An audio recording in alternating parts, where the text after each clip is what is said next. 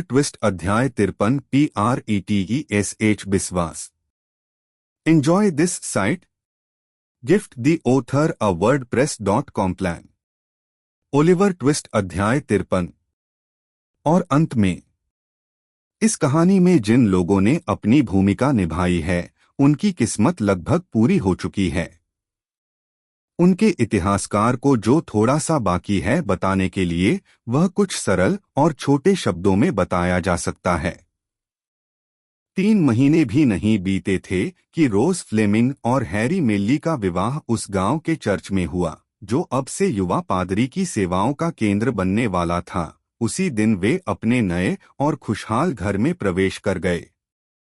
Mrs मेल्ली ने अपने बेटे और बहू के साथ रहने का निर्णय लिया ताकि अपने जीवन के शांत और शेष दिनों में वह उस सबसे बड़ी खुशी का आनंद उठा सके जो उम्र और सद्गुण जान सकते हैं। उन लोगों की खुशी को देखना जिन पर एक भली भांति व्यतीत जीवन की सबसे गर्म भावनाएं और कोमल देखभालें लगातार लुटाई गई हैं। पूरी और सावधानी पूर्वक जांच से पता चला कि मॉन्क्स की देखरेख में बचे हुए संपत्ति के टुकड़े जो न तो उसके हाथों में और न ही उसकी मां के हाथों में कभी सफल रहे को अगर समान रूप से मॉन्क्स और ओलिवर के बीच बांटा जाए तो प्रत्येक को केवल 3000 पाउंड से थोड़ा अधिक ही मिल पाएगा। अपने पिता की वसीयत के अनुसार ओलिवर को पूरी संपत्ति मिलनी चाहिए थी, लेकिन मिस्टर ब्राउनलो जो बड़े बेटे को अपने पुराने बुरे आचरण से उबरने और एक ईमानदार जीवन जीने का अवसर देना चाहते थे, ने यह विभाजन का तरीका प्रस्तावित किया जिसे ओलिवर ने खुशी खुशी स्वीकार कर लिया। मॉन्क्स जो अभी भी अपने नकली नाम से पहचाना जाता था अपने हिस्से के साथ नए विश्व के एक दूरस्थ हिस्से में चला गया जहां उसने जल्द ही अपने हिस्से को बर्बाद कर दिया और एक बार फिर से अपने पुराने अपराधी जीवन में लौट आया। कुछ नए धोखाधड़ी के काम के लिए उसे लंबे समय तक जेल में रखा गया और अंततः अपनी पुरानी बीमारी के हमले से ग्रस्त होकर जेल में ही मर गया। उसके दोस्त फेगिन के गिरोह के शेष मुख्य सदस्य भी घर से दूर मारे गए। मिस्टर ब्राउनलो ने ओलिवर को अपना बेटा बना लिया। वह ओलिवर और पुरानी हाउसकीपर के साथ पादरी के घर से 1 मील की दूरी पर बस गए जहां उनके प्रिय मित्र रहते थे। उन्होंने ओलिवर के गर्म और उत्साही दिल की एकमात्र शेष इच्छा पूरी की और इस प्रकार एक छोटे से समाज को एक साथ बांध दिया जिसका जीवन इस बदलती दुनिया में लगभग परिपूर्ण खुशी की स्थिति में पहुंच गया था। युवा जोड़े के विवाह के कुछ समय बाद उसने डॉक्टर ने चर्टसी लौटने का निर्णय लिया। अपने पुराने दोस्तों की अनुपस्थिति में वह बेचैन हो जाता अगर उसका स्वभाव उसे ऐसा महसूस करने देता और वह चिड़चिड़ा हो जाता अगर उसे पता चलता कि वह ऐसा क्यों महसूस कर रहा था। 2 या 3 महीनों तक उसने यह कहकर खुद को संतुष्ट किया कि उसे लगता है कि अब इस जगह की हवा उसके अनुकूल नहीं है। फिर जब उसे महसूस हुआ कि यह जगह अब उसके लिए वैसी नहीं रही जैसी पहले थी, उसने अपना कारोबार अपने सहायक को सौंप दिया, गांव के बाहर एक बैचलर का घर लिया और तुरंत ठीक हो गया। यहाँ उसने बागवानी, मछली पकड़ने, बढ़ीगिरी और अन्य कई ऐसे ही कामों में हाथ आजमाया और इनमें से हर काम में वह अपनी विशिष्ट जोश के साथ जुटा रहा। इन सभी कामों में वह जल्द ही आसपास के क्षेत्र में एक गहरे विशेषज्ञ के रूप में प्रसिद्ध हो गया। अपने स्थानांतरण से पहले उसने मिस्टर ग्रिमविक के साथ गहरी दोस्ती कर ली थी जिसे वह विचित्र सज्जन पूरी तरह से समझते थे। साल में कई बार मिस्टर ग्रिमविक उनसे मिलने आते हैं। ऐसे सभी अवसरों पर मिस्टर ग्रिमविक बागवानी, मछली पकड़ने और बढ़ीगिरी के काम बड़े जोश के साथ करते हैं। सब कुछ एक बहुत ही अनोखे और अभूतपूर्व तरीके से करते हैं, लेकिन हमेशा यह दावा करते हैं कि उनका तरीका ही सही है।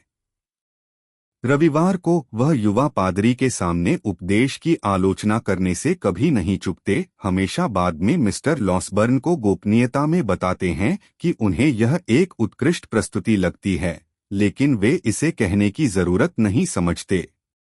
यह एक स्थायी और बहुत पसंदीदा मजाक है जिसके तहत मिस्टर ब्राउनलो उन्हें ओलिवर के बारे में उनकी पुरानी भविष्यवाणी को लेकर चिढ़ाते हैं और उन्हें उस रात की याद दिलाते हैं जब वे दोनों घड़ी के साथ बैठे थे उसके लौटने का इंतजार करते हुए। लेकिन मिस्टर ग्रिमविक का मानना है कि वह मुख्य रूप से सही थे और इसका प्रमाण यह देते हैं कि ओलिवर आखिरकार वापस नहीं आया था,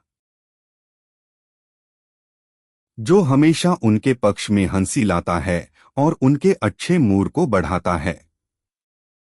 श्री नूह क्लेपोल फेगिन के खिलाफ गवाही देकर क्राउन से माफी प्राप्त करने के बाद और अपनी पुरानी पेशे को उतना सुरक्षित न मानते हुए जितना वे चाहते थे, कुछ समय तक वे जीवनयापन के साधन खोजने में असफल रहे और बहुत ज्यादा काम से परेशान नहीं थे। कुछ विचार करने के बाद उन्होंने मुखबिरी का धंधा शुरू किया जिसमें वे एक सज्जन जीवन व्यतीत करने लगे।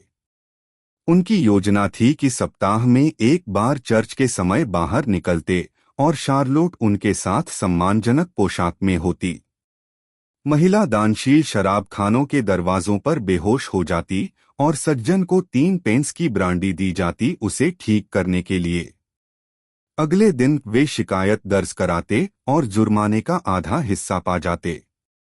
कभी कभी श्री क्लेपोल खुद भी बेहोश हो जाते, लेकिन परिणाम वही रहता।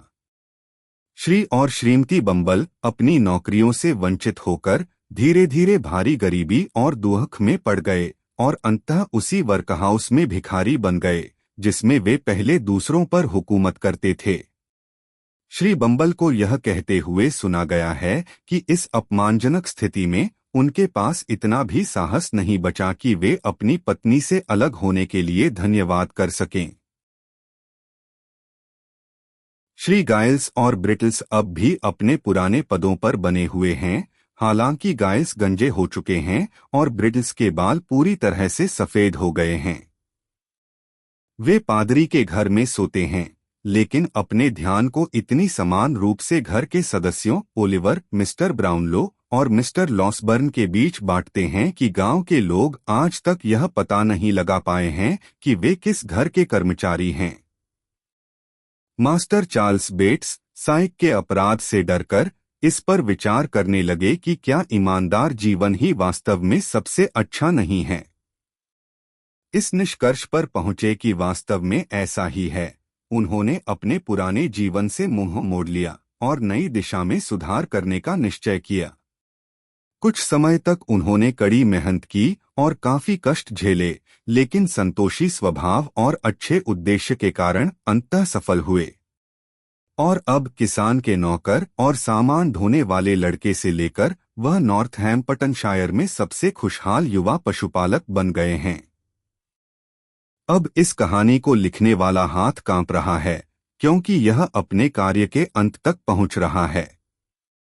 मैं चाहता हूं कि मैं थोड़ी देर और इन लोगों के साथ रहूं जिनके बीच मैंने इतना समय बिताया है और उनकी खुशियों को चित्रित करने की कोशिश करूं। मैं रोज मेली को उसकी युवा उम्र की सुंदरता और गरिमा में दिखाऊंगा, जो अपने जीवन की पथरीली यात्रा पर उन सभी के लिए सौम्य और कोमल रोशनी बिखेर रही है जो उसके साथ चलते हैं और जिनके दिलों में वह रोशनी बसती है। मैं उसे घर के चूल्हे के पास खुशियों का केंद्र दिखाऊंगा और गर्मी के दिनों में खुले खेतों में उसके साथ चलूंगा और चांदनी रात की सैर में उसकी मधुर आवाज सुनूंगा। मैं उसकी अच्छाई और परोपकार के कामों को देखूंगा और उसे घर की घरेलू जिम्मेदारियों को हंसते हुए निभाते हुए दिखाऊंगा। कैसे श्री ब्राउनलो दिन प्रतिदिन अपने दत्तक पुत्र को ज्ञान से भरते हैं और जैसे जैसे उसका स्वभाव विकसित होता है वे उससे और भी अधिक जुड़ते जाते हैं। यह सब बातें बताने की आवश्यकता नहीं है। मैंने कहा है कि वे सचमुच खुश थे और जब तक दिल में सच्चा प्रेम और मानवता न हो और उस ईश्वर के प्रति कृतज्ञता न हो जिसका कोड दया है और जिसकी महान विशेषता सभी जीवों के प्रति परोपकार है, तब तक खुशी कभी प्राप्त नहीं हो सकती। पुराने गांव के चर्च के भीतर एक सफेद संगमरमर की पट्टी है जिस पर अभी तक केवल एक शब्द लिखा है, एग्नेस। उस मकबरे में कोई ताबूत नहीं है और शायद कई कई साल तक कोई और नाम वहां न जोड़ा जाए।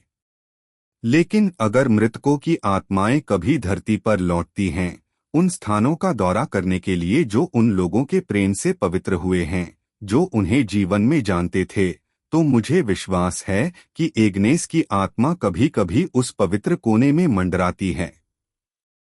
मुझे इस पर विश्वास इस वजह से भी है कि वह कोना चर्च में है और वह कमजोर और गलतियां करने वाली इंसान थी। Like this